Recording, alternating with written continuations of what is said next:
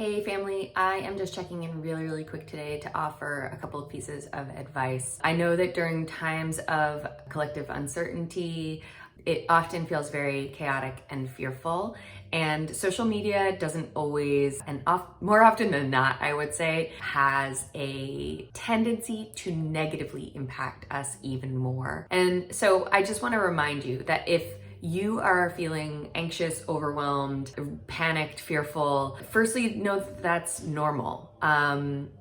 There is a lot of uncertainty right now, and a lot of people are not sure what to do. And it is a natural response to feel afraid and anxious during times like these.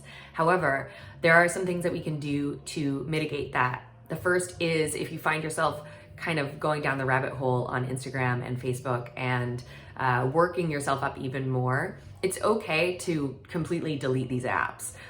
If you don't want to delete the apps, you can mute certain accounts.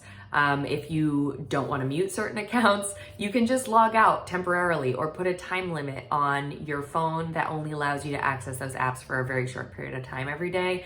Just do what you need to do to limit your exposure to the information that might be causing you to feel fearful. That leads me to my next point, which when we are afraid, we actually start to think with a completely different part of our brain. It's the amygdala, and it controls our fight, flight, or freeze response. When we are thinking with that part of our brain, it kind of puts our prefrontal cortex offline. And it also puts offline a lot of other really important parts of our body that help to keep us healthy. So not only are we not able to think rationally because we don't have access to our prefrontal cortex, but we also are not able to fully digest our food. We're not able to produce the hormones we need to keep our reproductive systems in balance.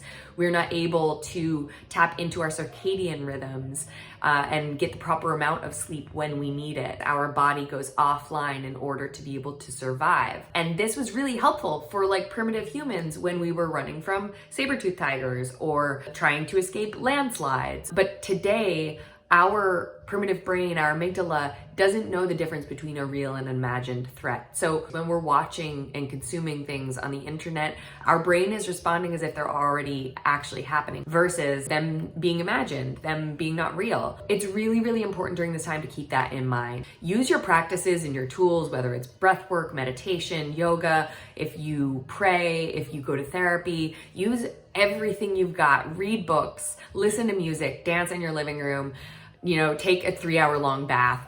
Whatever it is that does it for you, that helps you to feel safe and calm, do that thing, because the safer and more calm that we can feel individually, the better off we're going to be collectively. And the better we're going to be able to look at some of this information that we're consuming and actually question it and stay safe and love up on the people who are important to you, because we need it during these times more than ever. I'll be checking in again probably next week or very soon with some more actual Instagram info. But for now, that's all I've got. Sending you lots of love and big hugs.